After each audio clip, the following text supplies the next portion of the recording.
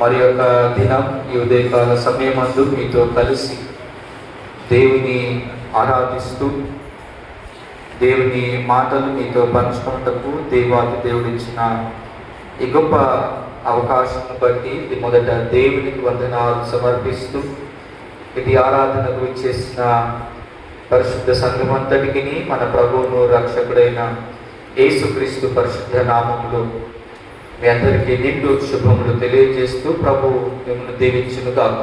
ఆమేన్. ఈ ఉదయకాల సమయమందు దేవుని మాటల్ని ధ్యానిస్తూ ఉండగా మనం చేసే ఈ ప్రార్థనలు, విశ్వాసము వీటన్నిటినీ జ్ఞాపకం చేసుకుంటూ వీటన్నిటికీ పెట్టిన పేరేంటి అంటే ఆరాధన. అయితే ఆరాధన అంటే ఏంటిది అసలు? యాక్చువల్గా మీరు మాట్లాడితే కొంచెం ఆరాధన అంటే ఏంటిది యాక్చువల్గా అంటాం కదా. ఇంతసేపు ఏం చేసినాం? పాటలు వాడిన పాటలు. ఆరాధన అంటే ఏంటిది? మరి ఏడి వేరు రమ్మ అంటే ఆరాధన. మన ఆరాధన పుస్తకం మీద రాయబడ్డ మాట ఏంటో తెలుసా? దైవ ఆరాధన పుస్తకం క్రమ పుస్తకము. అసలు ఆరాధన అంటే ఏంటిది యాక్చువల్గా? ఆరాధన అంటే ఏంటిదే మళ్ళీ ఆరాధించడం అంటారు. అటు తిప్పి ఇటు తిప్పి. బేసికల్గా ఆరాధన ఆరాధన అనే పాటలు బాగా పాడడం, ఆ పదాన్ని బాగా వాడుతాం, కానీ యాక్చువల్గా ఆరాధన అంటే ఏంటిది? పాట పాడటమా, వాక్యం చెప్పటమా? ఇవన్నీ ఆరాధనలో భాగమైనప్పుడు దేవుడు చాలా ఖచ్చితంగా లేదా చాలా స్ట్రిక్ట్గా ఉన్న విషయం ఏంటిది అంటే ఆయనను ఆరాధించే విధానం. మీరు చూడండి, ఇశ్రాయేలు ప్రజలు ఐగుప్తు నుంచి విడిపించబడ్డ తర్వాత దేవుడు ఓ చట్టాన్ని తన ప్రజలకు ఇస్తూ జాగ్రత్తగా చెప్పిన మాట ఏంటో తెలుసా? 10 ఆజ్ఞల్లో ఒక ఆజ్ఞ, బాబు మీరు ఎవ్వరిని ఆరాధన చేయరు. మీరు 2వ ఆజ్ఞను మీరు చూస్తే నిర్గమకాండం 20వ అధ్యాయం బహుశా 2వ వచనాన్ని మనం చదవగలిగితే కనుక ఈ మాటలు 4వ వచనాన్ని మనం చదువుదాం. నిర్గమకాండం 20వ అధ్యాయం 4వ వచనం. క్రింద భూమి అందే గాని, భూమి క్రింద నీళ్ళ అందే గాని ఇప్పుడు దేని రూపమును చేసుకోకూడదు, ఆయనను చేసుకొనకూడదు. జాగ్రత్తగా వినండి, వాటికి సాగిల పడకూడదు, వాటిని పూజింపకూడదు, వాటిని పూజింపకూడదు. ఇప్పటిదాకా బాగానే ఉంది. 4వ వచనంలో దేవుడు ఏమని సెలవిస్తున్నాడంటే, మీరు నన్ను తప్ప ఇంకొకరిని పూజించటానికి వీలు లేదు. అవునా? అయితే విచిత్రం ఏంటంటే 5వ వచనాన్ని చదవండి. నేను, జాగ్రత్త వినండి, ఇప్పుడు దేవుణ్ణి ఆరాధించే విషయంలో మనము సరిగ్గా లేకపోతేనట అక్కడ రాయబడ్డ మాట ఏంటో తెలుసా? నేను రోషము గల దేవుడను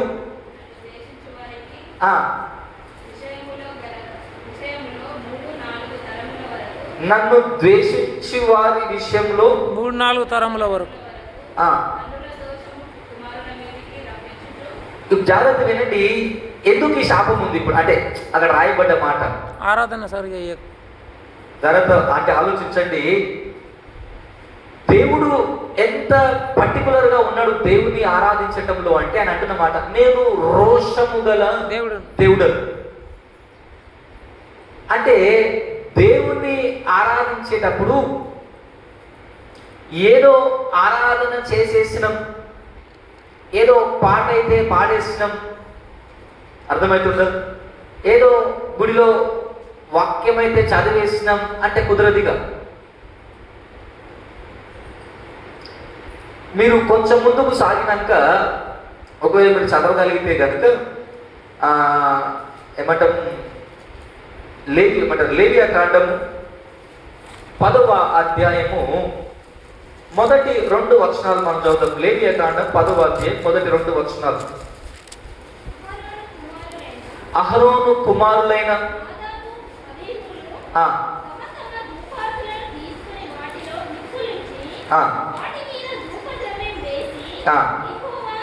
యెహోవా తమకు ఆజ్ఞాపించని వేరొక అగ్నిని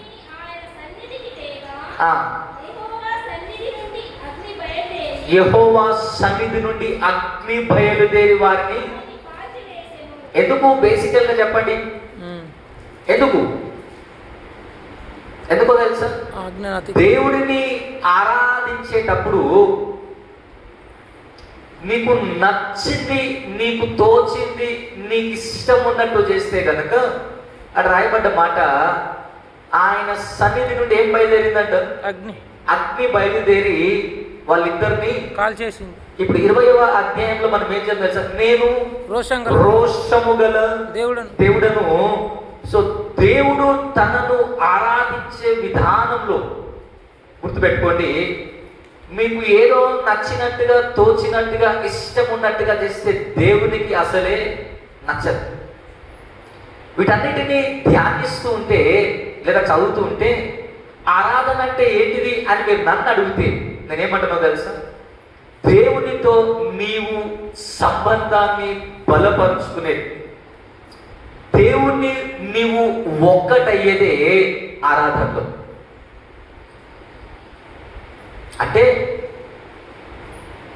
నీకున్న భక్తిని, నీకున్న విశ్వాసాన్ని, ఇంకో పదంలో చెప్పాలి అంటే నీకున్న దేవుని పట్ల నీకున్న అపారమైన ప్రేమ వ్యక్తపరిచే విధానాన్ని ఏమంటామో తెలుసా? ఆరాధన అంటాం. ఎలా వ్యక్తపరుస్తామయ్యా అంటే పాట పాడవచ్చు, అర్థమైందా? డ్యాన్స్ వేయవచ్చు. డ్యాన్స్ అనగానే ఇప్పుడున్నట్టు కాదు, సరేనా? అట్లా దావీదు చేసిండు కదా గారు మేము వేస్తాం అని అనకండి.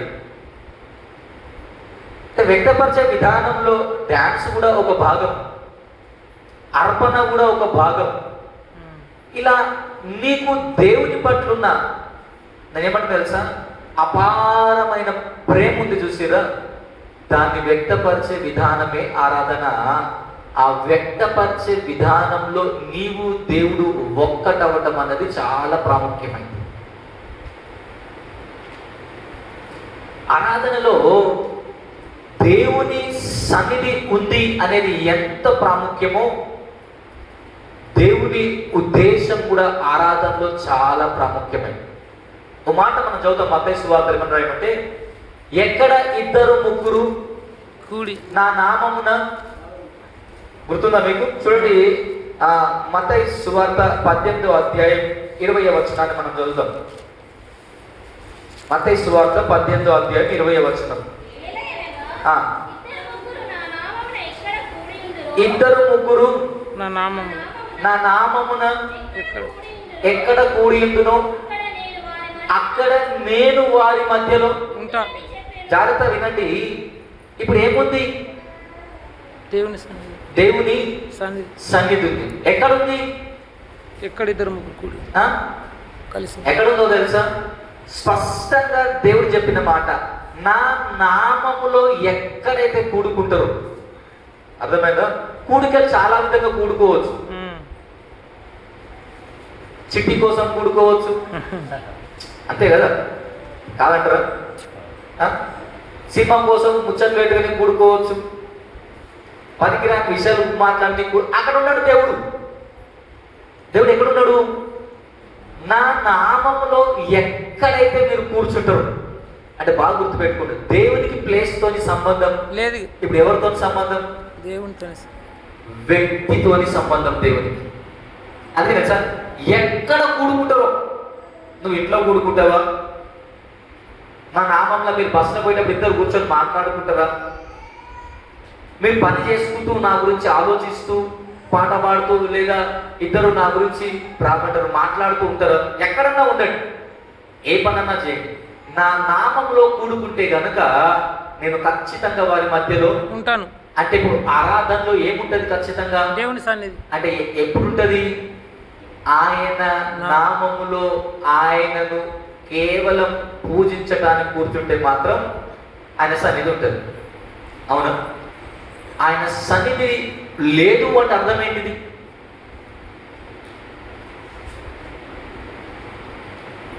నేను స్పష్టంగా ఒక ప్రశ్న అడుగుతా, మీరు దానికి సమాధానం చెప్పండి. ఇక్కడ ఏముంది? గుడిలో ఏముంటది? దేవుని సన్నిధి. దేవుని సన్నిధి సన్నిధి ఉంటుంది. నమ్ముతారా మీరు అందరు? నమ్ముడు. గట్టిగా నమ్ముతారా? నమ్ముడు. నమ్ముతారు కదా? నేను చెప్పేది మాట జాగ్రత్తగా ఆలోచించండి. స్కూల్కి మీ బాబు కొరకు మీ పాప కొరకు మాట్లాడి పోయినప్పుడు ప్రిన్సిపల్ ముందు ఎంతమంది అజాగ్రత్తగా ప్రవర్తిస్తారు? ప్రిన్సిపల్ ముందు మీ పాప కోసం మాట్లాడేటప్పుడు ఫీజు కట్టలేదనో, లేట్ వస్తుందని, లేదా మీ పాప మంచి చదువుతుందమ్మా అని నీకు అప్రిషియేట్ చేయడానికో పేరెంట్స్ని పిలిచింది. ఆ ప్రిన్సిపల్ ముందు ఎంతమంది ఇష్టం ఉన్నట్టు కాలు మీద కాలు వేసుకొని నీకు నచ్చినట్టు ఎంతమంది కూర్చుంటారు? ఒక 100 మందికో 200 మందికో ప్రిన్సిపల్కి నువ్వు అంత భయపడితే దేవుడి సన్ని ఉందని చెప్పినావు కదా, సరే మీరే నమ్మినారా లేదా? మరి ఎంతమంది జాగ్రత్తగా ఉంటారు ఇక్కడ ఆ దేవుని ఆరాధన చేసేటప్పుడు?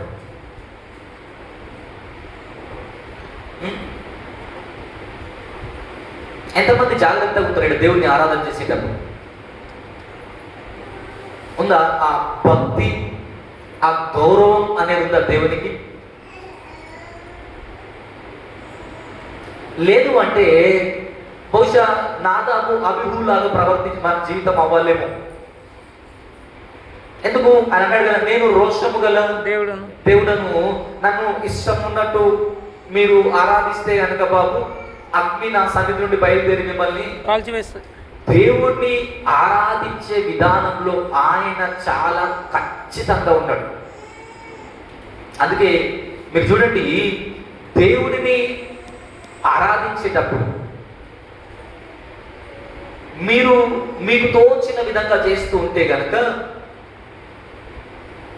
దేవుని సన్నిధిని ఎప్పటికీ మన జీవితంలో అనుభవించలేదు.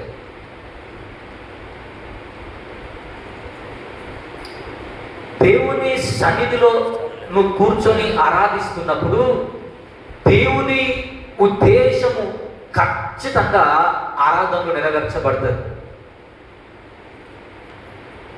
అంటే ఆయన సన్నిధి ఉండటం ఎంత ప్రాముఖ్యమో ఆయన ఉద్దేశము నెరవేర్చబడటం కూడా అంతే ప్రాముఖ్యం.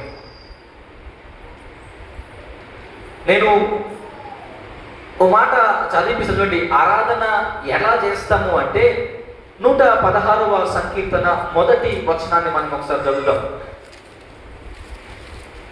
146వ సంకీర్తన 146 మొదటి 2 వచనాన్ని మనం చదువుదాం. యెహోవాను స్తుతించుడి, యెహోవాను స్తుతించుడి నా ప్రాణమా, నా ప్రాణమా యెహోవాను స్తుతింపుము నా ప్రాణంతోనండి. ఎవరు ఏమంటుండో తెలుసా భక్తుడు? అయ్యా దేవుణ్ణి ఆరాధించాలి. ఎట్లా ఆరాధించాలి? తనతోని తాను మాట్లాడుతూ తెలుసా, నా ప్రాణమా యెహోవాను స్తుతింపుము. ఇప్పుడు చెప్పండి, ఆరాధనలో ఉండాల్సింది ఏంటిది? ఇక 2వ వచనం చదవండి, కింది భాగం. నా జీవిత కాలం అంతయు, ఎప్పటిదాకా? జీవితకాలం అంతా నా జీవితకాలం అంతయు నేను యెహోవాను స్తుతించెదను, నా బ్రతుకు కాలం అంతయు నా దేవుని కీర్తించెదను. బాగా వినండి, ఎట్లా చేయాలి? ఏమన్నా తెలుసా? నా ప్రాణమా యెహోవాను స్తుతింపుము. ఇప్పుడు చెప్పండి, ఆరాధనలో ప్రాముఖ్యమైనది ఏంటిది?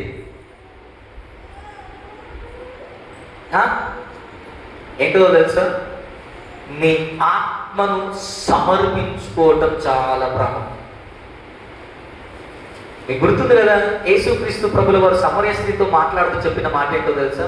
దేవుడు ఆత్మ కనుక ఆయనను ఆరాధించువారు ఆత్మతోను సత్యముతోను ఆరాధింపవలెను. ఎందుకు? ఆయన ఆత్మ కనుక. ఆత్మ ఒకటే కనెక్ట్ అయ్యేది ఎక్కడో తెలుసా? ఆరాధనలో. అంటే నీవు నీ ఆత్మతో దేవునికి సమర్పణ చేయకుండా చేసే మిగతా అన్నీ కూడా పనికి రాకుండా పోతాయి. మీరు అప్పుడప్పుడు ఈ మాట అంటారు కదా, ఏమో అన్నీ చేస్తున్నాం కానీ ఏదో జీవితంలో ఇంకా కొరతగా ఉంది, వెలితిగా అనిపిస్తుంది అని. ఆ వెలితి ఏంటో తెలుసా? దేవుడు లేడు, వేరేది ఏదో కాదు, అన్నీ ఉన్నాయి. ఇంట్లో కావాల్సినవి అన్నీ ఉన్నాయి దేవుని దయ వల్ల. కానీ ఎవరు లేరు? దేవుడు లేడు. ఎందుకు లేడు?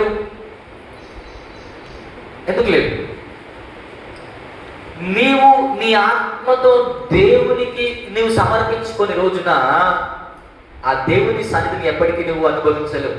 అది గుడిలో కూర్చున్నా, నువ్వు ఇంట్లో ఉన్నా, నీ ఆత్మ ఆరాధనలో దేవునికి నీవు అర్పించినప్పుడు నువ్వెన్ని చేసినా వేస్తే. ఏదన్నా మీరు పాట పాడినా ఎట్లా పాడాలి పాట? ఇప్పుడు ఆరాధనలో పాట పాడతాం కదా, ఎట్లా పాడతాం పాట? నీ ఆత్మతో పాడగలగాలి పాట. నావన్నీ అంగీకరించులో ఒక వచనం మంచి అని, అంటే అన్ని వచనాలు బాగుంటాయి. ఎక్కడో వచనం అంటే, మేమిచ్చు కాంక ఏ పాటిది, ఏ ప్రేమ నీకు సాటిది. ఎంత దేవా మేము ఇంకా ఇచ్చే కానుక ఎంత యాక్చువల్గా నువ్వు చూపిన ప్రేమకి ఎంత కానుకిస్తే సరిపోతుంది? సరిపోదు. అందుకే మేమిచ్చు కానుక ఏ పాటిది. మాకంటే లక్షల కోట్లు ఇచ్చేటోళ్ళు ఉన్నారు. మరి ఏంటి సరిపోయేది అంటే నీ ఆత్మ సమర్పణ సరిపోతుంది. సో ఆరాధనలో దేవునితో నీవు కనెక్ట్ అయ్యేది ఎప్పుడయ్యా అంటే, దేవుడు ఆత్మ కనుక నీ ఆత్మను దేవుని సన్నిధానంలో నీవు కుమ్మరించగలిగితే ఆ దేవునితో నువ్వు కనెక్ట్ అవ్వగలుగుతావు.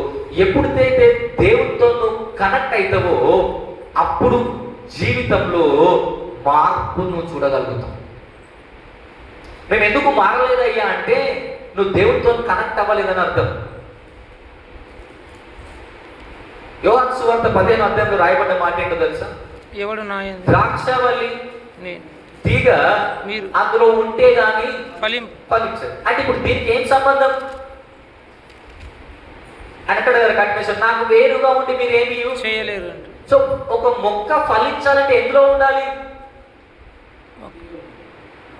ఆ మొద్దులో లేదా ఆ చెట్టులో అంటు కట్టబడి ఉండదు. నీ జీవితంలో ఇప్పుడు మార్పు లేదంటే నువ్వు దేవుళ్ళు అంటు కట్టబడ్డవా? పాట పాడుతున్నారు సంతోషం, కానుకేస్తున్నారు సంతోషం. అయితే బాగా ఆలోచించండి, ఇవన్నీ మనస్ఫూర్తిగా చేసినవా? పరిశుద్ధ గ్రంథంలో మనం ఆది నుంచి చూస్తే కనుక దేవదూతలు దేవుణ్ణి ఆరాధించినారు. మనం ఆయా సందర్భంలో మనం చదివిన యెషయా గ్రంథం 6వ అధ్యాయంలో, లూకాసు వార్త 2వ అధ్యాయంలో, ప్రకటన గ్రంథం 4వ అధ్యాయం 6వ అధ్యాయంలో మీరు చూస్తే దూతలు ఆరాధన చేసినట్టు కనబడతాయి. అవునా? ఆ తర్వాత భక్తులు దేవుణ్ణి ఆరాధన చేసినట్టు కనబడతాయి. ఇంకొకరు కూడా దేవుణ్ణి ఆరాధన చేసినారు. ఎవరు వాళ్ళు అంటే దయ్యం. మీకు గుర్తుంది కదా, ఈ మార్కు సువార్త 5వ అధ్యాయంలో గెరాసేనులు అనే ప్రాంతంలో దేవుడు ఆ నది ఒడ్డున దిగగానే ఎవరు పరిగెత్తుకుంటూ వచ్చినారు? ఓ దయ్యం పట్టిన వాడు పరిగెత్తుకుంటూ వచ్చి ఆయన కాళ్ళ మీద పడి ఆయన నమస్కారం చేసి, అయ్యా నువ్వు దేవుని పరిశుద్ధుడు, నువ్వు దేవుని కుమారుడు, అప్పుడే నన్ను శిక్షించడానికి ఎందుకు వచ్చినవయ్యా, నాకు చాలా టైం ఉంది కదా అని ఆయన ఏం చేస్తున్నాడు? వేడుకుంటు.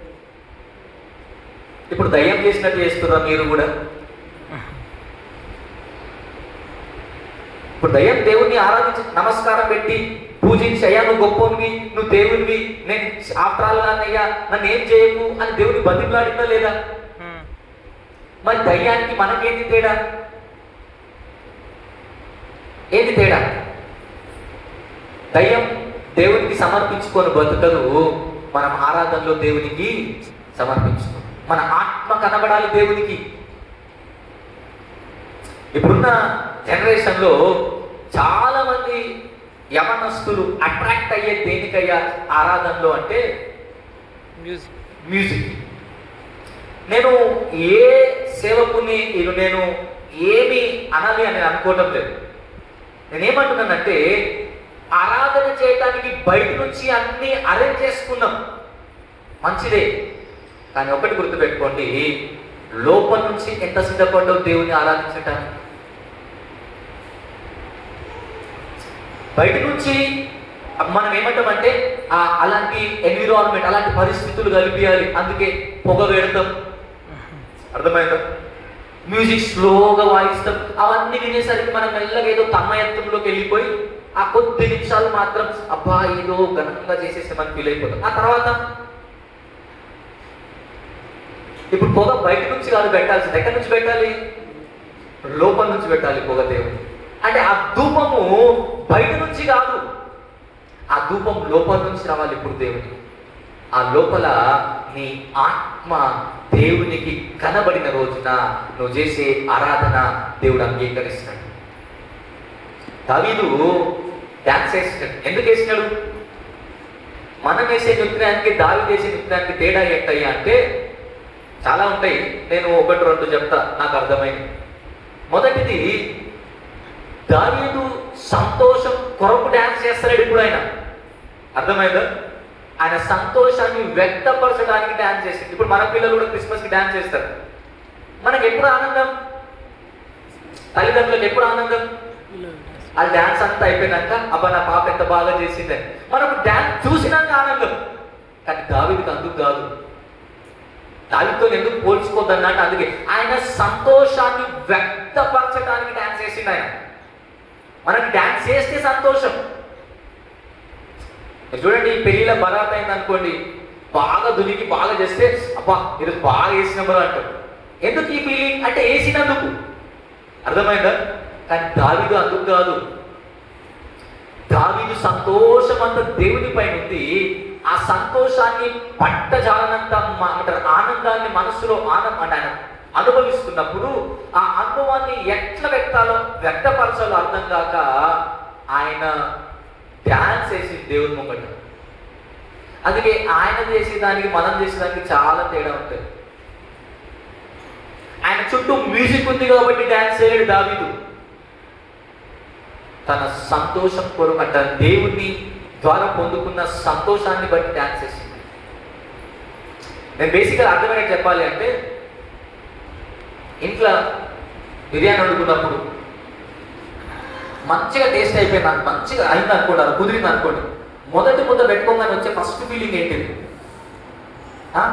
అబ్బా ఎంత బాగుంటాయి. ఈ మాట ఎవరు చెప్పమన్నాడు? నిన్ను ఎవరు చెప్పమన్నారా? అన్నారు కదా. ఎందుకు వచ్చింది ఆ మాట? ఎందుకు వచ్చింది అంటే నీ జీవితంలో ఆ సంతోషాన్ని ఏం చేసినావు? ఇప్పుడు అనుభవించినావు. అనుభవించిన వెంటనే ఎవ్వరు ఏమనకుండా వ్యక్తపరిచేసినావు, అవునా? కానీ గుడిలో చప్పట్లు కొట్టురని ఒకరు అనాలి, పాటలు పాడునని ఒకరు అనాలి, కళ్ళు మూసుకోరని ఒకరు చెప్పాలి, మోగరించురని ఒకరు, ఇవన్నీ బయట నుంచి బలవంతం చేయాలి. అదే మనసు బాగుంటే, అదే మనసు బాగుంటే నువ్వు చెప్పకుండా చేస్తాం. నువ్వు చెప్పకుండా నీ ఆత్మ దేవునిలో ఐక్యపరచబడ్డప్పుడు ఆటోమేటిక్గా ప్రార్థన అంటే నువ్వు మోకరించేస్తావు. ఆటోమేటిక్గా పాడనంగానే నువ్వు నోదొచ్చి పాడేస్తావు. సో బయట నుంచి అరేంజ్ చేసుకోవటం కాదు, ఇప్పుడు నీ మనస్సును సిద్ధపరచు దేవుని ఆరాధించటం. అందుకే మనం చదివే ఎక్కడ దేవుని ఆరాధించడం కోసం కీర్తనలు పదే పదే చదివితే దావీదు ఎవరు రాసిన చెప్పిన మాట, నా ప్రాణమా యెహోవాను సన్నుతించుము. అది ఉత్తగానే కాదు, నీ ప్రాణం నీ ఆత్మ ఆ ఆరాధనలో కనబడితే ఆయన ఉద్దేశాన్ని నీ జీవితంలో దేవుడు నెరవేరుస్తాడు. అది వదిలేసినాం మనం. అది వదిలేసి దేవుని ఏమంటారు ప్రాముఖ్యత నుంచి మనం మనిషిలో ప్రాముఖ్యత మీదకి వచ్చిన దేవుని ఆరాధనలో మనం దేవుణ్ణి పక్కన పెట్టేసినాం. మనం మనుషులను మెప్పించడానికి ఆరాధనలో పాటలు పాడతాం, మనుషుల్ని మెప్పించడానికి ఆరాధనలో ప్రార్థనలు చేస్తాం, మనుషుల్ని మెప్పించడానికి మనం ప్రసంగాలు చేస్తాం. అందుకే దేవుని సన్నిధిని అనుభవించడంలో వెనకబడ్డాం మనం. ఇలా దేవుణ్ణి ఆరాధిస్తూ చెప్పుకుంటూ పోతే ఒక సందర్భాన్ని జ్ఞాపకం చేసి మన మిగతా వాక్యాన్ని మనం ధ్యానం చేద్దాం. చూడండి, ఇశ్రాయేలు ప్రజలు ఎరుకోని జయించాలి ఇప్పుడు, అవునా? ఎరుకోని జయించాలి. ఎరుకో ఎంత పెద్దది అంటే చాలా మంది ఏమంటారంటే 6 గుర్రాలు లేదా 2 బస్సులు ఒకేసారి ట్రావెల్ చేసి అంత పెద్దది ఆ గోడ వెడల్పు, చాలా పొడుగు, మీద సైన్యం ఏమంటారా కాంపౌండ్ చుట్టూ సైన్యం బాణాలు కత్తులు పట్టుకొని నిలబడ్డారు. మనం ఏం చేసి కింద మీరు చెప్పండి, ఆరాధన కింద ఇశ్రాయేల్ ప్రజలు ఏం చేస్తున్నారు ఇప్పుడు? ఆరాధన. వీళ్ళ దగ్గర AK-47 లేవు, అవునా? కత్తులు లేవు, వీళ్ళు ఏం చేసింది మరి? ఒకటే నేనేమంటా తెలుసా, 7 రోజులు ఆరాధన చేస్తే 7వ రోజు ఏమైంది? కూలిపోయింది. 7వ రోజు ఏమైంది? గోడలు కూలిపోయినాయి. మనం ఆరాధన చేస్తే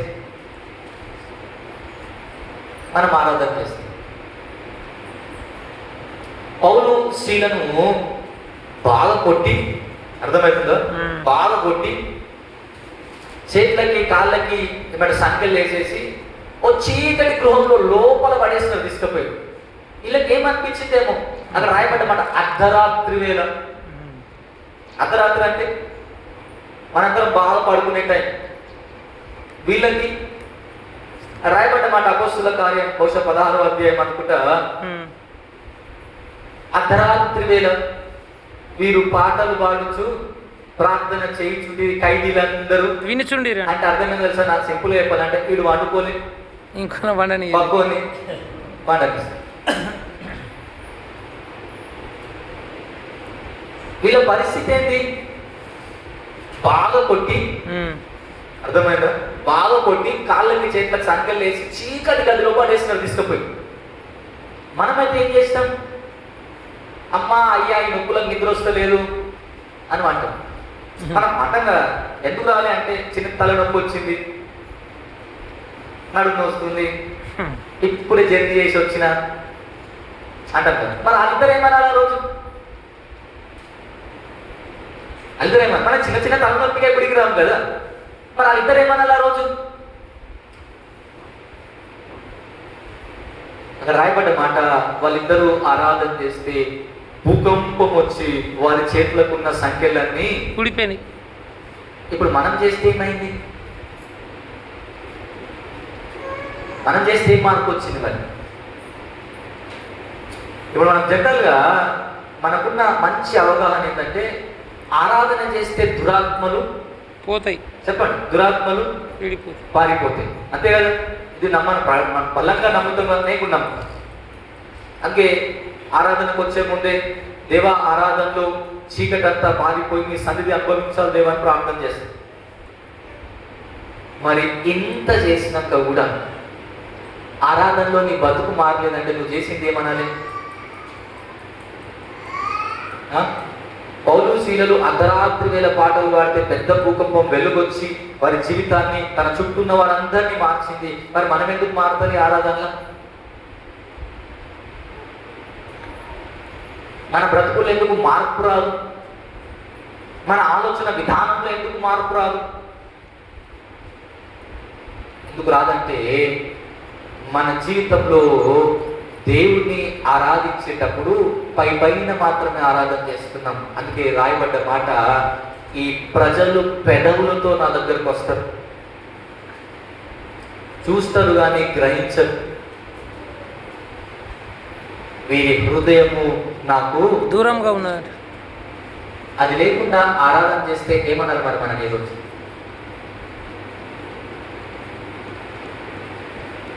ఏమన్నారు? ఒక చిన్న అన్యాగ్ని తెస్తేనే దహించి వేస్తే అదే పరిస్థితి మనకు జరిగింది. సో దేవుని సన్నిధిలో ఏంటయ్యా అంటే, చూడండి, మనం చదివిన యెషయా గ్రంథం 6వ అధ్యాయాన్ని మనం ఆలోచిస్తే, మనం ఒకసారి 5వ వచనాన్ని మనం చదువుదాం. యెషయా గ్రంథం 6వ అధ్యాయం 5వ వచనాన్ని. నేను అపవిత్రమైన పెదవులు గలవాడను,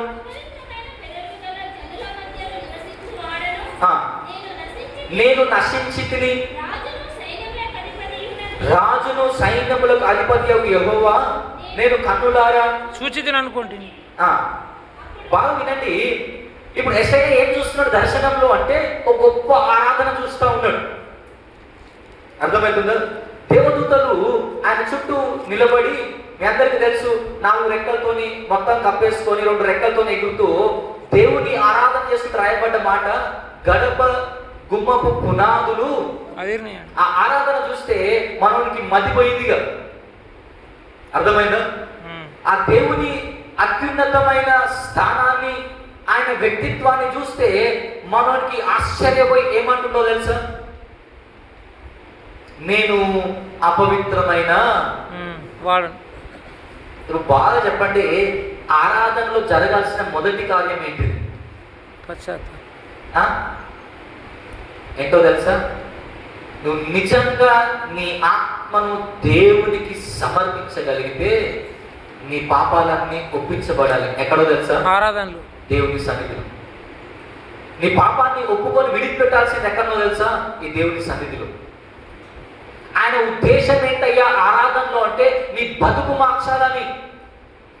అందుకే ఆ 6వ వచనం చూడండి. అప్పుడు శరాపులలో ఒకడు తాను బలిపీఠం మీద నుండి కాలుతో తీసిన ఆ నిప్పును చేత పట్టుకుని నా ఎదురు ఎగిరి వచ్చి నా నోటికి దాన్ని తగిలించి, ఇది నీ పెదవులకు తగిలేను గనుక నీ పాపమునకు ప్రాయశ్చిత్తమాయెను, నీ దోషము తొలగిపోయేనా, నీ దోషము తొలగిపోయేను. జాగ్రత్తగా వినండి. పరలోకంలో యెషయా గొప్ప ఆరాధన చూస్తున్నాడు. ఆరాధనలో ఏం జరిగింది యెషయా జీవితంలో ఈరోజు? పాప దోషాలు పోయినాయి. ఏం పోయిందో తెలుసా? ఆరాధనలో దేవుడు తన పాపాలన్నీ కడిగేశాడు. అది దేవుని సన్నిధిలో జరగాల్సిన కార్యం ఆరాధనలో. కానీ ఎంతమంది మీ పాపాన్ని పోగొట్టుకొని పోయారు ఇక్కడ నుంచి? ఎంతమంది ధైర్యంతో అయ్యో నేను తప్పు చేసినా అని ఇక్కడ నిలబడి దేవుడికి ప్రార్థన చేసి, దేవుడు నన్ను క్షమించిండు, దేవుడు నన్ను అంగీకరించిండని వెళ్ళేటప్పుడు ధైర్యంతో ఎంతమంది ఆరాధన నుంచి బయటికి వెళ్తారు? ఊరుకొని ఉందా ధైర్యం? అక్కడ రాయబడుతున్న మాట, ఆ ఆరాధనలో జరిగిన మొట్టమొదటి కార్యం ఏంటయ్యా అంటే, దేవుడు తన పాపాన్ని తొలగించి వేసింది. అంటే నువ్వు ఆరాధించేటప్పుడు దేవుడు నిన్ను కూడా ఏం చేయాలో తెలుసా? నీ పాపాలన్నీ కడిగేయాలి. దేవుడు కడిగేసిండా? మరి ఆరాధన ఎందుకయ్యా అంటే, దేవుని ఆలోచన నువ్వు ఆరాధిస్తున్నప్పుడు ఆయన సన్నిధిలో అపవిత్రత చోటుందా? మీరు చెప్పండి. ఆయన సన్నిధిలో అపవిత్రత చోటుందా? లేదు. ఆయన సన్నిధిలో పాపులకు చోటుందా? మరి మనం ఎట్లా నిలబడతాం? పాపులము పరిశుద్ధ దేవుడితో ఎట్లా నిలబడతాం? మరి నిలబడే ధైర్యం ఎట్లొచ్చింది అంటే, ఆయన ఆరాధనలో మన పాపాలని కడిగేస్తే వస్తుంది. అది జరగాలి జీవితం.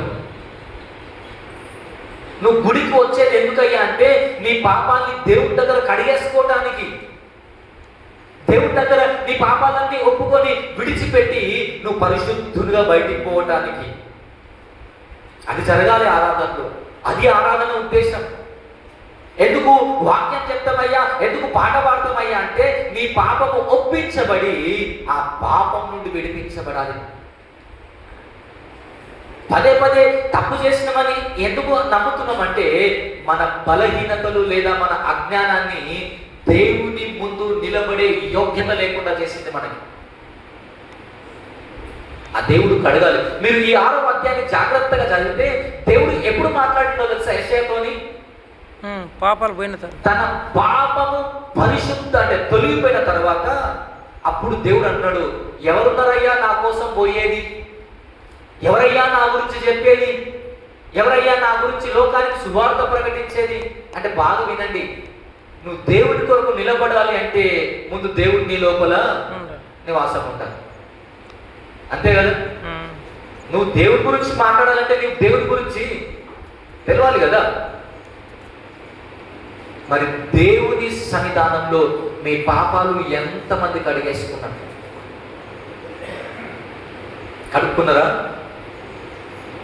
నేను ఓ తల్లిని జ్ఞాపకం చేస్తా. పరిశుద్ధ గ్రంథం లూకా సువార్త 7వ అధ్యాయంలో ఒక సందర్భాన్ని మనం చదువుదాం. లూకా సువార్త 7వ అధ్యాయం 47వ వచనం ఒక్కసారి మనం చదువుదాం.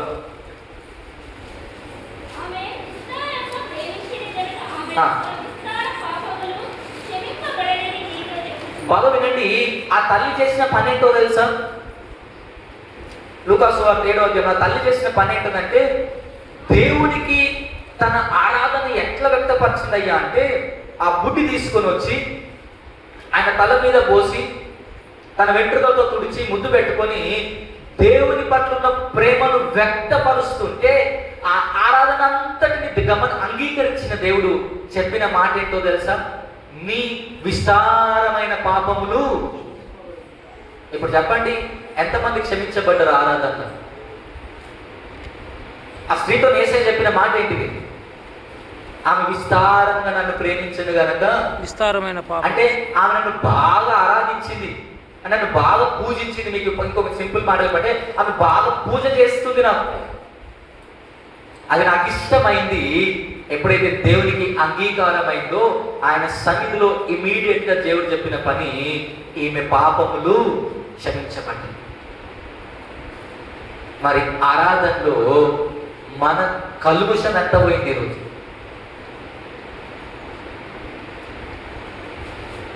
స్కూల్కి పిల్లల్ని పంపించిన తర్వాత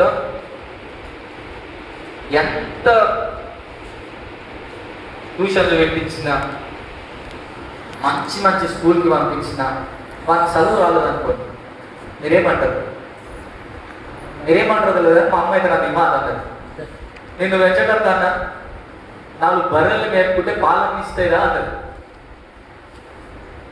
అర్థమైందా? అంటే అర్థమైంది, నువ్వు స్కూల్కి పోయి బాగా చదువుకొని బాగా మంచిగా ఉంటావని పంపించినాం. కానీ నేను పంపించిన ఉద్దేశం, నీ ప్లేస్లో ఫీజు కట్టే 4 బర్రెలు తెచ్చుకుంటే పాలు వస్తే అవన్నా ఇన్కము వస్తుంది. ఇప్పుడు బాగా ఆలోచించండి, దేవుని సన్నిధిలో ఇంత పాటలు పాడి, ఇన్ని ప్రసంగాలు విని, ఇంత ప్రార్థనలు చేసి, తల కొట్టుకొని రక్తం కార్చి ఇంత చేసినాక మీ పాపాన్ని తుడిచి వేసుకోలేకపోతే దేవుని దగ్గర దేవుడు ఏమంటాడు మిమ్మల్ని?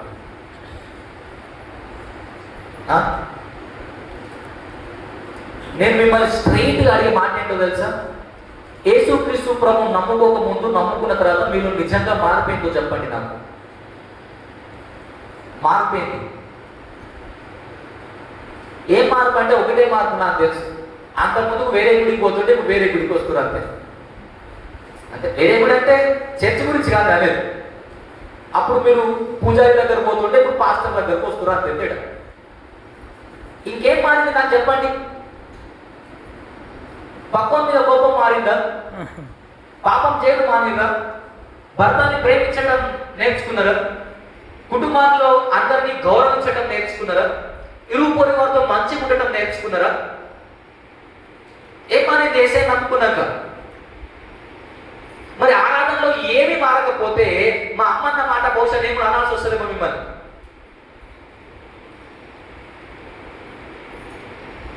యేసయ్య ఆరాధనలో తాను పాలి భాగస్థుడైనప్పుడు అందరిని చూస్తే, ఆ పరిశుద్ధులందరిని చూస్తే నేను పవిత్రుణ్ణి, నేను పరిశుద్ధుని కావాలని ఆలోచన వచ్చింది ఆయనకి. మనకి ఎందుకు రాదు మరి?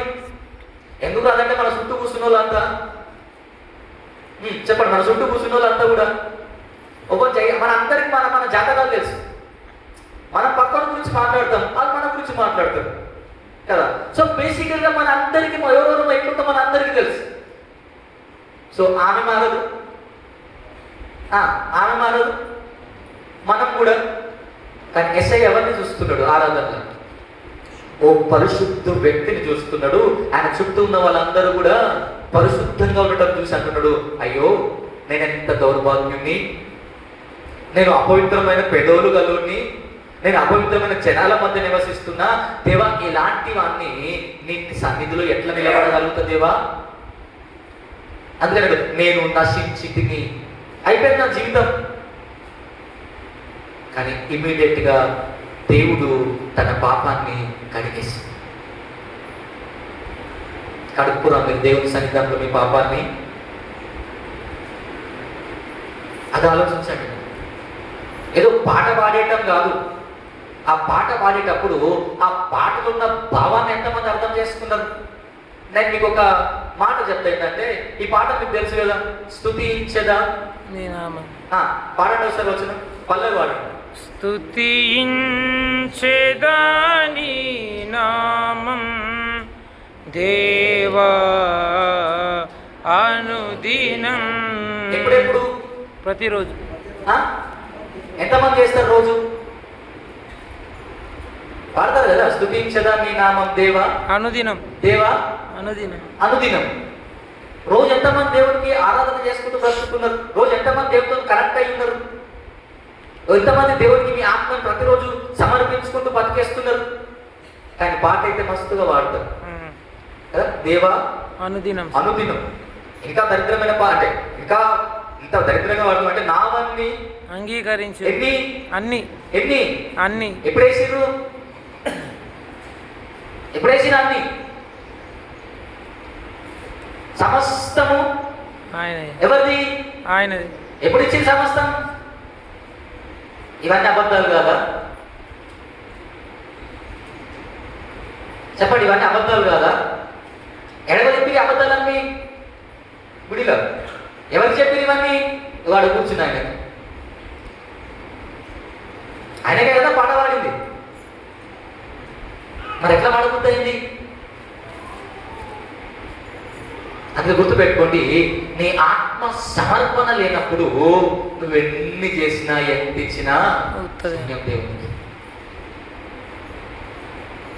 నీ పాపం మొదట కడగబడాలి, అది దేవునికి చాలా ప్రాముఖ్యమైన విషయం. అందుకే యోహాను సువార్తలో పదే పదే చెప్పిన పాట, అమ్మా ఇక పాపము చేయకు, అయ్యా ఇక పాపము చేయకు. ఎందుకు? నిన్ను కడిగిన వాడిని నేను, ఇక నువ్వు మళ్ళీ పాపం జోలికి. సో ఆరాధనలో ఉద్దేశం దేవుని సన్నిధిలో కూర్చునే ప్రాముఖ్యత ఎందుకయ్యా అంటే, నీ పాపాన్ని కడిగేసుకుంటావని. ఇది ఎవరికి అడగరిగా, ఎక్కడ జరగదు. ఇది కేవలం దేవుని సన్నిధానంలో దేవుడు చేయాల్సిన కార్యం ఇది. యోహాను భక్తుడు రాస్తూ చెప్పిన మాట, యేసు రక్తము ప్రతి పాపం నుండి మనల్ని పవిత్రులుగా చేయాలి. సో దేవుడు ఒక్కడే ఆయన సన్నిధిలో మనల్ని కడగాలి. ఆయన సన్నిధి అంటే మళ్ళీ చెప్తున్నా, కేవలం గుడి గురించి మాత్రమే ఆలోచించకండి. నువ్వు ఎక్కడ దేవునికి ప్రార్థన చేయడానికి కూర్చుంటావో అక్కడ దేవుడు తన సన్నిధిని కుమ్మరిస్తాడు. అందుకే ప్లేస్ గురించి ప్రాముఖ్యమైనది కాదు, ఆరాధించే వ్యక్తి జీవితం చాలా ప్రాముఖ్యం. మరి నీ పాపాన్ని ఎంతమంది దేవుని సన్నిధిలో కడిగేసుకున్నారు? కడగబడ్డాయి మీ పాపాలు? పేతురు పత్రిక రాసి ఏమన్నాడు తెలుసా? కడగబడిన పంది తిరిగి బురదలో దొరికినట్టు, కుక్క తన వాంతికి తిరిగి. మరి ఏం పోయింది జీవితంలో? ఏం పోయింది మరి? అంటే మనందరం పరిశుద్ధులం ఎంతసేపు? ఆరాధనల 8 నుంచి 10 దాకా మనంత పవిత్రుడు లేడు. 10 గంటలకి గేట్ బయట అడుగు పెట్టినామా మనంత దరిద్రుడు కనబడ్డాడు. వెతికినా మనకు వచ్చిన బూతులు ఇంకోవరికి రావు. కానీ ఇక్కడ కూర్చొని మాత్రం ఈ నోరుతోని హల్లెలూయా స్తుతి మహిమని పాట పాడతారు. అంతే కదా? ఇప్పుడు అన్నాం కదా, దేవా అనుదినం నీ పాటే, అనుదినం. ఎంతమంది చేసే ప్రతిరోజు దేవునికి ఆరాధన? సో ఆరాధనకు కూర్చుంటే మళ్ళీ జ్ఞాపకం చేస్తున్నా, నీ పాపము కడగబడటం చాలా ప్రాముఖ్యం. ఇక రెండవ విషయాన్ని మనం ధ్యానం చేస్తాం. చూడండి, మనం చదివిన అపోస్తుల కార్యములు 2వ అధ్యాయం 2 వచనాన్ని మనం చదువుదాం. చూడండి, 44 చదువుదాం. 2వ అధ్యాయం 44వ వచనం. విశ్వసించిన వారందరూ ఏకముగా కూడి. చూడండి, మొదటి విషయం 44 వచనం రాయబడ్డాడు, ఏకముగా కూడి. ఇప్పుడు 46 చదవండి. మరియు వారు ఏక మనస్కులై వారు ఏక మనస్కులై ప్రతిదినం దేవాలయంలో తప్పక కూడుకొనుచు ఇంటింట రొట్టె విరుచుచు దేవుణ్ణి స్తుతించుచు ప్రజలందరి వలన దయ పొందిన వారై. ఏం జరిగిందంట? ఏం జరిగింది? విశ్వసించిన వారందరూ ఏకముగా కూడి ఏక మనస్కులై. అర్థమవుతుందా? ఇప్పుడు నీ మనస్సు ఎవరు కనెక్ట్ అవ్వాలి ఆరాధనలో? దేవునికి నీ మనస్సు ఎందుకు? మన చదివిన దేవుడు ఆత్మ కనుక ఇప్పుడు ఎట్లా చేయాలి ఆరాధన కూడా? ఆత్మతో చేస్తే అప్పుడు ఇద్దరు కనెక్ట్ అవుతారు. మీకు సింపుల్ గా చెప్పాలి అంటే, మన సీఎంని కలవాలి అంటే మనకి తొందర దొరుకుతుందా? అపాయింట్మెంట్ లేట్ అవుతుందా? లేట్ అవుతుంది. ఇప్పుడు ఆంధ్రప్రదేశ్ సీఎంని కలవాలంటే ఇంకా ఈ లేట్ అవుతుందా? త్వరగా వస్తుంది అపాయింట్మెంట్ వాళ్ళని? లేట్ కాదు బాబు, సీఎం పొజిషన్ ఒకటే కాబట్టి తొందరగా కలుసుకుంటారు. మనం అంటున్నావేమనుకున్నాం? మనం కాదు, మన కలవాలి. మన పొజిషన్ ఎక్కడున్నాం? అవునా? ఇద్దరు ఎందుకు మ్యాచ్ అయ్యి ఇద్దరు అంటే ఇద్దరు పొజిషన్ సేమ్. వాళ్ళకి అపాయింట్మెంట్ పెద్ద టైం పట్టదు. ఉదయం ఫోన్ చేస్తే మళ్ళీ ఫ్లాట్లో దిగితే అపాయింట్మెంట్ దొరికేస్తుంది. మనకి ఎందుకు దొరకదు? మనకి మ్యాచ్ లేదు కరెక్ట్గా. అవునా? ఇప్పుడు దేవుడితో నువ్వు మ్యాచ్ అవ్వాలంటే ఏం చేయాలి? దేవుణ్ణి ఆరాధించేటప్పుడు నువ్వు కూడా నీ ఆత్మ దేవుని ఆత్మతో ఏకమవ్వటం నేర్చుకో. సో ఆరాధనలో రెండో విషయం ఏంటయ్యా అంటే, దేవుడితో నీవు ఐక్యపరచబడటం చాలా ప్రాముఖ్యమైంది. నీ మనస్సు మారి దేవుడితో నువ్వు ఒకటవటం నేర్చుకోవాలి. దేవుడితో కలిసిపోవటం నేర్చుకోవాలి. దేవుడితో లీనమైపోవటం నేర్చుకోవాలి. మన మాటలన్నీ పైనే యాక్చువల్గా మనస్సు నుంచి వచ్చేది కాదు. కానీ రాయబడ్డ మాట, వారి మనస్సంతయు మారి దేవుడితో ఏమైనారంట? ఐక్యపరచబడ్డారు. దేవుడితోనే కాదు, సంఘముతో కూడా వాళ్ళందరూ ఐక్యపరచబడి మేమందరం ఒకటే అని చెప్పటానికే అందరూ వాళ్ళే అన్ని అందరూ సమానంగా పెట్టుకున్నారు. ఎవరికి ఎదుగుతుండాలో అంత. ఇప్పుడు మనము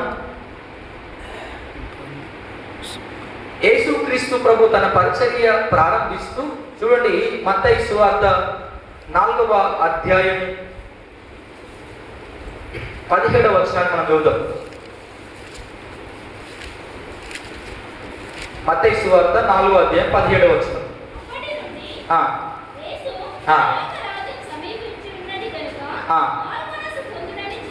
ఏం మారాలంటున్నాడు దేవుడు? మనస్సు. ఏం మారాలి? మనస్సు మారాలి. ఇప్పుడు రాయబడ్డ మనం చదివిన అపోస్తుల కార్యంలో ఏం మారింది? ప్రజలకి మారు మనసు. వీళ్ళందరూ మార్పు చెందినరు. ఆ మార్పుకు సూచన ఏంటంటే అంటే వీళ్ళందరూ ఒకటైన వీళ్ళందరూ దేవునితో ఐక్యపరచబడ్డరు. ఆరాధనలో నువ్వు ఆరాధించే దేవుడు ఐక్యపరచబడాలి. ఒకటవ్వాలి ఇద్దరు, కనెక్ట్ అవ్వాలి ఇద్దరు. నువ్వు పాడితే వీడు ఎందుకు పాడిండ్రా అనొద్దు దేవుడు. నువ్వు ప్రార్థన చేస్తే వీళ్ళు కూడా ప్రార్థన ఎందుకు చేస్తున్నారు అనుకోవద్దు దేవుడు. అంతగా దేవుడితో ఐక్యపరచబడాలి నువ్వు. ఆయనతో ఐక్యపరచబడకుండా నువ్వెన్ని ప్రార్థనలు చేసినా, నువ్వెన్ని ప్రసంగాలు విన్నా, నువ్వే పెద్ద పెద్ద ప్రసంగాలు చేసినా, నీ బతుకులో మార్పు రాకపోతే, నువ్వు దేవుడితో ఐక్యపరచబడకపోతే నువ్వెన్ని చేసినా. మీరు చూడండి, ఓ మాట చదివిస్తున్న సమయంలో మొదటి గ్రంథం 1వ అధ్యాయము, హన్న తన జీవితంలో దేవుడిని ఆరాధిస్తూ తన్మయత్వంలో దేవుడి సన్నిధానంలో చాలాసేపు గడిపేస్తూ ఉంటే 15వ వచనం చదువుదాం. సమూయేలు మొదటి గ్రంథం 1వ అధ్యాయం 15వ వచనం.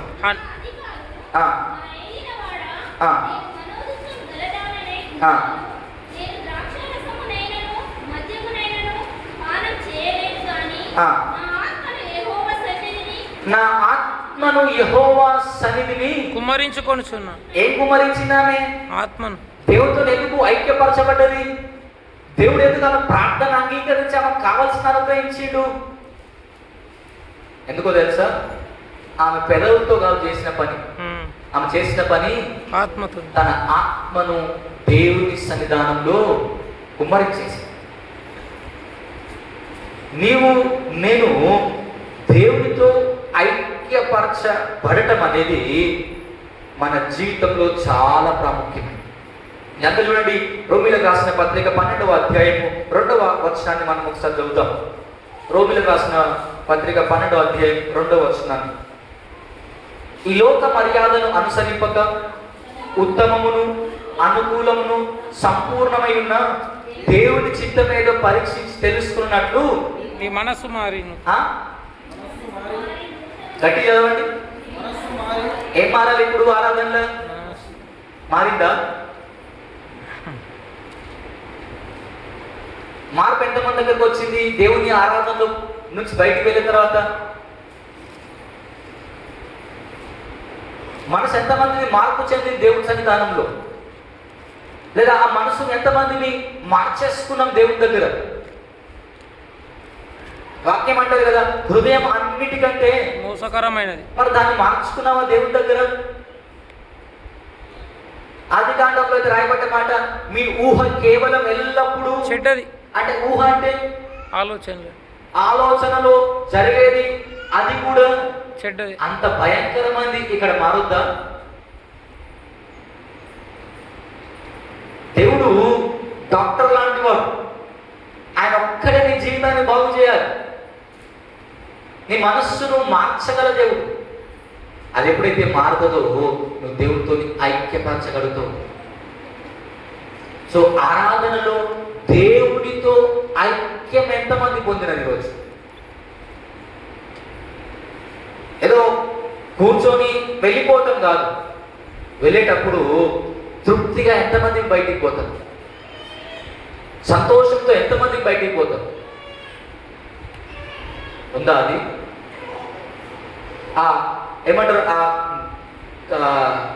నిశ్చయత నీ జీవితంలో పొందుకున్నావా? ఆరాధన అంతా చేసి నువ్వు బయటికి వెళ్ళేటప్పుడు దేవుడు నా పాపములు క్షమించిండు, దేవునితో నా జీవితాన్ని నేను సమర్పించుకున్నా, దేవునితో నేను ఒకటైపోయినా, ఇక నన్ను ఎవరు వేరు చేయలేరు, దేవుడు నాతో ఉన్నాడు, నాతోనే ఉంటాడు అనే ధైర్యంతో ఎంతమంది మీ బయటికి వెళ్తాం? అది జరగాలి కదా. అది జరగకుండా ఆరాధన చేస్తున్నామంటే దానికి అర్థం లేదని అర్థం. అది ఎందుకు పనికిరాకుండా పోయిందని అర్థం. నువ్వు చేసిన ఈ సమయం అంతా కూడా, నువ్వు ఇక్కడ గడిపిన సమయం అంతా కూడా నీకు ఉపయోగకరంగా లేదని అర్థం. మీరు బాగా ఆలోచించండి.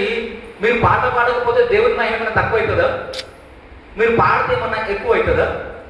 అది తరిగేది కాదు, పెరిగేది కాదు. ఎప్పుడు స్టెబుల్గా అందరికంటే అత్యున్నతమైన స్థానంలో, సింహాసనంలో ఎప్పటి కూర్చుంటాడు. నువ్వు పాట పాడేది ఎందుకు, ఆరాధన చేసేది ఎందుకు? అంటే మన బతుకు మార్చుకోవడానికి తప్ప ఆయనకు మన ద్వారా జరిగేది ఏమీ కూడా లేదు. అందుకే మీరు చూడండి, అపోస్తుల కార్యములు 17వ అధ్యాయము 25వ వచనాన్ని ఒక్కసారి మనం చదువుదాం. పౌలు ఏథెన్స్ లో తన సువార్త చెప్తూ తను చెప్పిన మాటని అపోస్తుల కార్యం 17వ అధ్యాయం 25వ. ఆయన అందరికి జీవమును ఊపిరిని సమస్తమును దయచేవాడు గనక తనకు ఏదైనా కొదువ ఉన్నట్లు మనుషుల చేతులతో సేవింపబడువాడు కాడు. ఎవరంట దేవుడు? అంటే మనం గొప్ప చేస్తే గొప్ప అయ్యేవాడు కాదు. మనం పట్టించుకోకపోతే తక్కువ అయ్యేవాడు. ఆయన మనుషులతో సేవించబడే గొప్పోడైతాడు అనే ఆలోచన ఎప్పటికీ కూడా తప్పే. మరి ఆ దేవుణ్ణి ఆరాధించేది నువ్వు దేవునితో ఒక్కటైతావా? దేవుళ్ళు ఐక్యత కొరకు, అయ్యో దేవా పాపంతో నీకు దూరం అయిపోయినా ఈ ఆరాధనలో తిరిగి నన్ను చేర్చుకుంటావా? దేవా నన్ను తిరిగి నీలో నన్ను ఒకటిగా మార్చుకుంటావా? అది జరిగితే మన బ్రతుకులో మనం చేసే ఈ పాడే పాట, ఇచ్చే కానుక అన్నిటికీ అర్థం అనేది ఉంటుంది. అది జరగకుండా ఎన్ని చేసినా, ఎంతసేపు గుడిలో కూర్చున్నా నీకు గుడికి రాని వానికి పెద్ద తేడా ఏమీ లేదు. చదువు వచ్చినోడు, చదువు రానోళ్ళు కీకరకాయ అని చదువు వచ్చిన కూడా కీకర్ అంటే మీరేమంటారు అని ఏమన్నా చదువు వచ్చినోడు మరి మీరు అన్నరా అంటే అదన్నరం కాదు. నీ మార్పు ఏముంది ఈరోజు? సో దేవునితో ఐక్యం అవ్వటం చాలా ప్రాముఖ్యమైన సుమా. చివరి విషయాన్ని మనం చదివి ముగిద్దాం. మనం చదివిన మార్కు సువార్త 12వ అధ్యాయం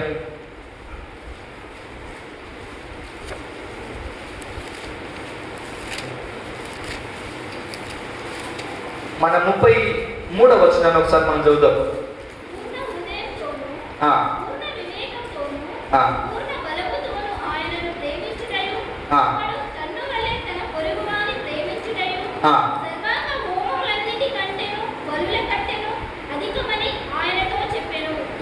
ఏమనంటున్నాడో భక్తుడు దేవుని మాటలు విని ఏమంటాడు తెలుసా? అయ్యా, సర్వాంగ హోమముల కంటే గొప్పదేంటో తెలుసా?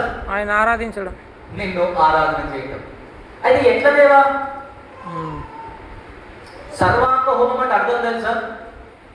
నిన్ను నీవు సజీవంగా దేవునికి అర్పించుకున్నావు అని అర్థం. సజీవ దహనం, సర్వాంగ హోమము. బలుల కంటే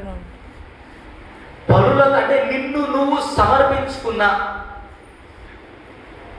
దేవుని ఆరాధనలో నీ ప్రేమ కనబడకపోతే,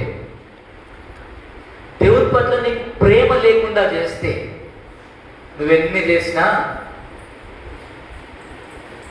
మీరందరూ చేతులు లేకపోతూ బయటికి చెప్పరు. మనస్ఫూర్తిగా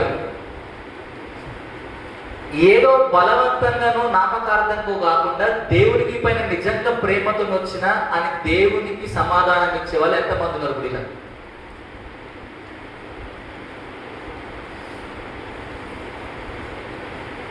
నేను వేసిన ప్రశ్న అర్థమైందా? నాకు ఏ పని లేదు, సరే గుడికి పోయి కూర్చుంటూ అర్ధగంట అని వచ్చినవా? లేకపోతే ఇక క్రైస్తవులం కాబట్టి ఉండే అలవాటైంది, సోమవారం శనివారం పొలం పోయినట్టు ఆదివారం కాగానే గుడికి రా, అదొక అలవాటుకు వచ్చినవా? ఎట్లా వచ్చినావు దేవుని దగ్గరికి? సో ఆరాధనలో ప్రాముఖ్యమైనది ఏంటో తెలుసా? నువ్వు దేవుణ్ణి ప్రేమించటం. నీ ప్రేమ కేవలం ఆయన ఉండాలి. అందుకే ఆయన ఏమన్నాడు? అయ్యా, కరెక్ట్ చెప్పిన ఏంటో తెలుసా? దేవుణ్ణి ప్రేమించటం కంటే గొప్పది ఇంకొకటి ఏది కూడా లేదు. అది నువ్వు చేసే పనుల కన్నా, నువ్వు ఇచ్చే అర్పణల కన్నా చాలా విలువైంది నీ దేవుని నువ్వు పూర్ణ మనసుతో ప్రేమించటం. సగం సగం కాదు, అవసరం వచ్చినప్పుడు కాదు, మనకు పని ఉన్నప్పుడు కాదు. నీకు పనున్నా లేకున్నా, నువ్వు బాగున్నా బాగాలేకపోయినా ప్రేమలో ఎప్పుడు మార్పు రావద్దు. అందుకే అన్నమాట ఏంటిదయ్యా ఈ పరిశుద్ధ గ్రంథంలో గొప్పదంటే యేసుక్రీస్తు స్వయాన చెప్పిన మాట. అంటే తనే పలికిన మాట. నా పూర్ణ హృదయం, నా పూర్ణ ఆత్మ, నా పూర్ణ బలం నేను దేవునికి ప్రేమించటంలో చూపించకపోతే నేను ఎన్ని చేసినా కూడా చేస్తాను. మరి దేవుని పైన ఆ అపారమైన ప్రేమ ఉందా? ప్రేమ వచ్చింది కాబట్టి ఓ సందర్భాన్ని నేను జ్ఞాపకం చేస్తాను. ఆదికాండము 22వ అధ్యాయము 2వ వచనాన్ని మనం చదువుతాం. నీ ఒక్కడై ఉన్న నీ కుమారుని అనగా ఎవరు తీసుకొని ప్రేమించు ఇస్సాకు. ఎవరైనా అబ్రహాం. దేవుడు ఏమంటున్నాడు ఇప్పుడు? అయ్యా, నువ్వు బాగా ప్రేమించే నీ కొడుకుని తీసుకొని నా దగ్గరికి రా. నీ ఒక్కడే కుమారుడు అంటే సరిపోయేది కదా, అవునా కదా? కానీ ఏమన్నా నీ ఒక్కడై ఉన్న కుమారుడు అనగా నువ్వు ప్రేమించు ఇస్సాకుని తీసుకున్నాక ఏం చేయి? బలి అర్పించాయి. ఎవరిని అర్పించాలి ఇప్పుడు? ఇస్సాకు. ఎవరిని అర్పించాలి ఇప్పుడు? ఎవరిని తెలుసా? బాగా ప్రేమించిన అర్పించాలి. అంతే కదా? నువ్వు ప్రేమించు ఇస్సాకుని నాకు బలిచ్చే. సాధ్యమంటారా? సాధ్యమంటారా? మరి అబ్రహాం ఏం చేసిండు? అర్పించేసి. ఇప్పుడు ఇదే అధ్యాయము 12వ వచనం చదవండి. అప్పుడు ఆయన ఆ, ఆ, ఆ. బాగుంది. 2వ వచనానికి 12వ వచనానికి తేడా ఏంటి? ప్రేమించు అని పోయింది. ఏం మిస్ అయిందో తెలుసా? నీ ఒక్కడై ఉన్న కుమారుడు అనగా నువ్వు ప్రేమించు ఇస్సాకుని అనేది 12వ వచనం నుండి కనబడదు. ఏం కనబడదు తెలుసా? మొదటి భాగం మాత్రమే. చూడండి, నీకు ఒక్కడైన నీ కుమారుణ్ణి నాకు ఇయ్యటానికి వినదీయలేవు అంటే బాగా ఆలోచించండి. అబ్రాహాంకి ఎవరంటే ప్రేమ? దేవుడు అంటేనే ప్రేమ. కొడుకు అంటే ప్రేమ ఉంది, నేను కాదన్నా. కానీ అబ్రాహాం ఏం ప్రూవ్ చేసిండో తెలుసా? దేవా, నిన్ను ప్రేమించే దగ్గర పోటీ వస్తే గనక కొడుకు కూడా లేదు, ఆ పోటీలో ఎవడు పనికి నిలబడలేడు. కానీ నాకు కొడుకు అయినా పర్లేదు. నేను చాలాసార్లు చెప్పిన 25 సంవత్సరాలు వేచి చూస్తే కనీసం కవలలు పుట్టినా నేను తృప్తి పడేటోడు.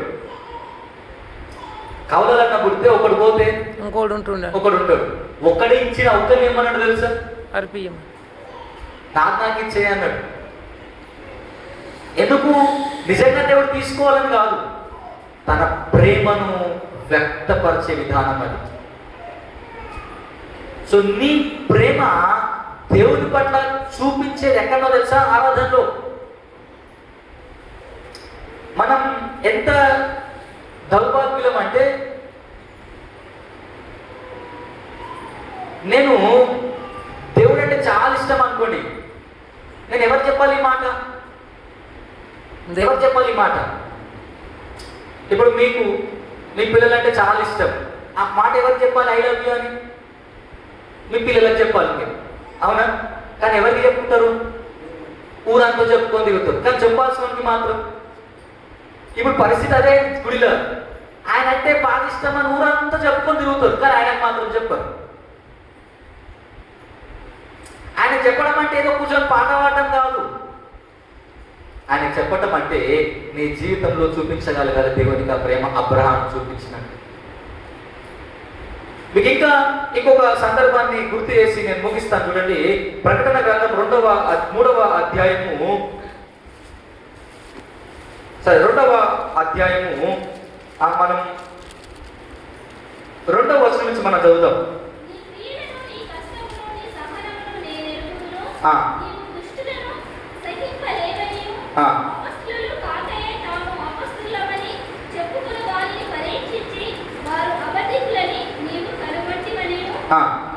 నీ సహనమును కలిగి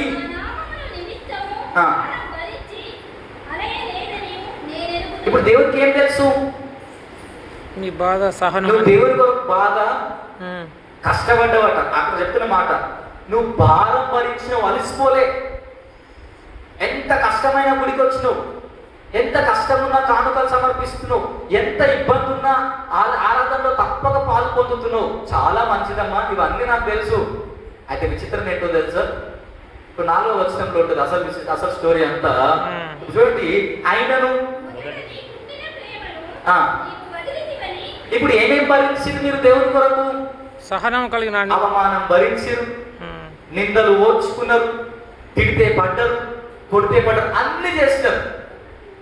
కానీ ఏం లేదంట వాళ్ళన్నిట్లా ప్రేమ. అదే ఉందా కింద మాటలో? ఆయనను మొదట నీకుండిన ప్రేమ ఇప్పుడు లేదు. మరి ఆరాధన ఏముండాలి? ఇప్పుడు ఆరాధన ప్రేమతోనా, బాధ్యతతోనా, బలవంతంగానా? ప్రేమతో. ఉందా మన ప్రేమ? చూపించిరా దేవునికి? పక్వానికి కాదు. మనకు బాగా ప్రార్థన వచ్చాక పక్వానికి చూపిస్తాం. పక్వానికి చూపించాల్సిన పని లేదు. ఎవరు చూపించాలి? అందుకని అయ్యా మీరు బాగా ప్రార్థన అంటే గోడలన్నీ తలుపులన్నీ వేసుకొని ఎవరు కనబడకుండా ఆయన చూపియాలి. ఎంతసేపు చేస్తారు ఇంట్లో? 5 నిమిషాలు చేస్తే ఏదో గంట సేపు చేసిన ఫీలింగ్ వస్తుంది కొన్నిసార్లు. ఎందుకు? వినేటోళ్ళు లేడు, బాగా చేసిన చెప్పేటోళ్ళు లేడు. అదే గుడిలో గంట కాదు 2 గంటలు చేయమన్నా చేస్తారు మీరు వదిలేస్తే. ఎందుకు? వినేటోళ్ళు చాలా మంది ఉన్నారు, అయిపోయినాక బాగా చేసినవబ్బా అని చెప్పేటోళ్ళు ఉన్నారు. చెప్పగానే మురిసిపోతాం, తప్పిపోతాం, బాగా బెల్లు నూదిలో ఉప్పినట్టు ఉప్పుతాం. ఆ రోజు బాగా పాట కానీ బాగా మురిసిపోతాం. ఏ రోజు చక్క పాట వాళ్ళేదంటే ఆ రోజు అంతా చికెన్ వండుకున్నా కూడా మనసులో పడ్డదు. అంటే ఎవరి నాలని ఇవన్నీ? మనుషులు వినాలి. కానీ ఎవరి నాలు మరి? విన్నాడా? వింటుండా? వినలేదు అని నేనన్నా. కానీ విన్న దేవుడు మెచ్చుకుంటుండా? మంచి వాడిని మీరు పాట, మంచి చేసి మీరు ప్రార్థన అని ఎవరనాలి? దేవుడు అనాలి మనల్ని. మనుషులు అనకపోయినా పర్లేదు మనకి. అందుకే మనం చదివిన కీర్తన ఏంటో తెలుసా? 100వ కీర్తన 1వ వచనం చూడండి. సమస్త దేశములారా యెహోవాను ఏందో అని ఉత్సాహధ్వని అంటే సంతోషంతో పాడండి దేవునికి ఆరాధన, సంతోషంతో చేయండి దేవునికి ఆరాధన. ఆ 2వ వచనం చూడండి. ఇంకా ఎట్లా సంతోషం? మరి మనం ఎట్లా చేస్తున్నాం చెప్పండి? ఎట్లా చేస్తున్నాం? ఉత్సాహధ్వని అంటే పట్టజానంత సంతోషంతో చేసినాం కదా. పిల్లల బర్త్డే అయితే అందరి నుంచి ఎంత సంబరపడ్డావు, గుడిలో ఆరాధనలు అంత సంబరపడ్డావా? మన ధ్యాస అంతా ఎప్పుడైపోతుంది? ఎప్పుడు తొలగింటికి పోదాం? అయ్యగారు ఎప్పుడు వదిలేస్తాడు? అయ్యగారు ఇంట్లంతా సేపే గుడిలంతా సేపే చెప్తే ఎట్లా మేము? ఈ ధ్యాసే తప్ప కూర్చున్న 10 నిమిషాలన్నా దేవుని పైన మనస్సు పెట్టి కూర్చుంటావా? కూర్చుని ఆ అర్ధగంట అయినా నిజంగా దేవుని పైన సంతోషాన్ని వ్యక్తపరుస్తావా? అది చేయని రోజున వచ్చిందాం గుడికి మనం అటెండెన్స్ కోసం తప్ప. ఏమమ్మా గుడికి రాలని అయ్యారు అడుగుతారన్న భయానికి వచ్చుడు తప్ప. నేను దేవుణ్ణి ప్రేమిస్తున్నా, ఆ ప్రేమను వ్యక్తపరచాలి నేను అనే దేవుని సన్నిధానానికి పరిగెత్తుకొని వచ్చేవాళ్ళని అంటారు. సో దేవుడు చెప్పిన మాట సర్వాంగ హోమముల కన్నా బలుల కన్నా చాలా విలువైనది కదా ఈ ఆరాధన. అంటే నీ పూర్ణ మనస్సుతో దేవుని ప్రేమించండి, అది ఆరాధన. దేవుని నీ ప్రేమకు మించింది ఏది లేదు లోకంలో. దేవుని నువ్వు ఎన్ని కానుకలు వేసినా ప్రేమ లేకుండా వేస్తే అది ఎప్పటికీ దీవెనకరము కాదు. ప్రేమ లేకుండా ఎన్ని పాటలు పాడినా అది నీకు ఆశీర్వాదకరము. నువ్వు ప్రేమ లేకుండా ఎంత గట్టిగా తలగొట్టుకొని ప్రార్థన చేసి రక్తం కాల్చినా దేవునికి ప్రేమతో చేయకపోతే దానివల్ల నీకు ఉపయోగమేమీ లేదు. నేను ఎప్పుడు చెప్తా, గుడికి రాని వానికి వచ్చిన వానికి తేడా ఎప్పుడన్నా చూపించిరా జీవితంలో? మనోళ్ళు చాలా మంది రారు కదా గుడికి, రారు కదా. మన ప్రతి ఆరాధనలో కూర్చుంటాం కదా. సో ఆయనకు నీకు తేడా ఏంటి మరి? ఆయన కళ్ళు కాంపంలో కనబడే లాస్ట్కి నువ్వు కూడా, వాడు బాగా కనబడే లాస్ట్కి నువ్వు కూడా. మరి ఏం తేడా? నువ్వు గుడికి వచ్చి వాడు రాక ఉందా తేడా ఏమన్నా?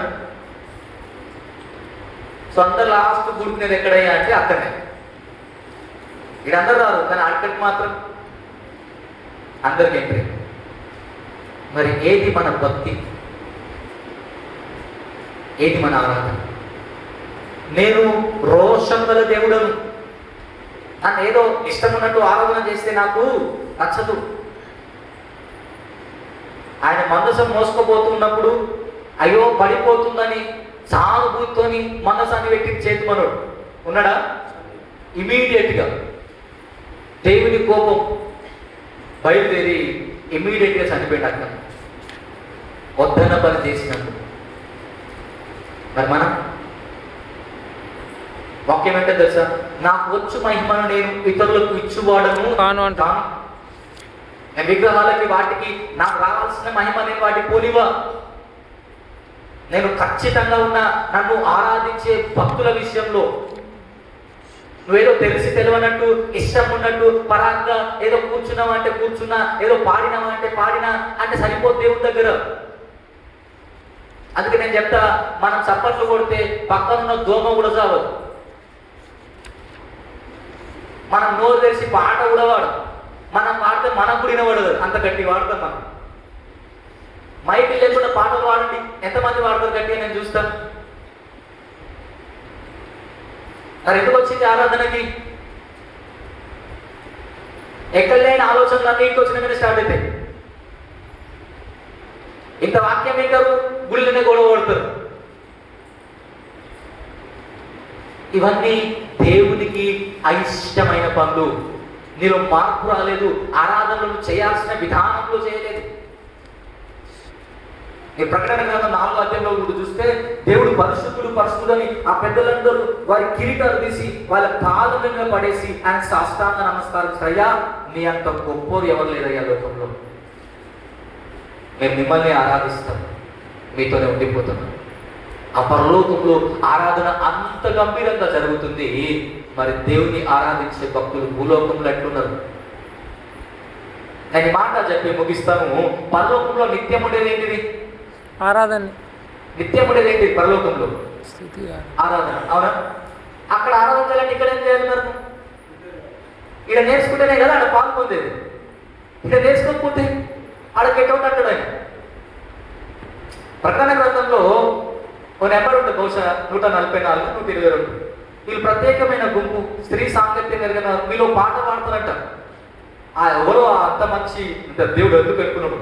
వాళ్ళు పాడే పాట లోకంలో ఎవరు పాడలేడు. ఇక కేవలం ఆ గుంపు మాత్రమే పాడగలుగుతుంది ఆ పాట. ఎప్పుడైనా అనుకున్నా దేవా గుంపులను పెట్టుకుంటావా అని? రెహమాన్తో సాధ్యం కదా పాట పాడటం ఆ రోజు. కేవలం వారికి మాత్రమే సాధ్యమైంది ఆ పాట. మరి నీకైందా? చెప్పండి. నువ్వు ఇక్కడ పాట పాడలేనప్పుడు దారి తప్పి దేవుని పరలోకంలో చేసుకోవాలి. అందరు పాటలు పాడుతున్నారు, అందరు మొక్కలు చూసుకుంటూ కూర్చుంటావా? అయ్యో నాకు ఈ పాట రాదే అని కూర్చుంటావా? ఎంత అవమానం అనిపిస్తుంది ఆ రోజు. అందరు పాటలు పాడుతుంటే నోరు మూసుకొని ఎట్లా కూర్చోకుండా మన గుడిలో పాట పాడమని చెప్పాలి, చప్పట్లు కొట్టుర్రి అని చెప్పాలి, నిలబడమని చెప్పాలి, కళ్ళు మూసుకొని ఇన్ని చెప్పాలి. ఆరాధన బలవంతంగా చేయాలి బయట నుంచి తప్ప మనస్ఫూర్తిగా ఎప్పుడు చేసినావు?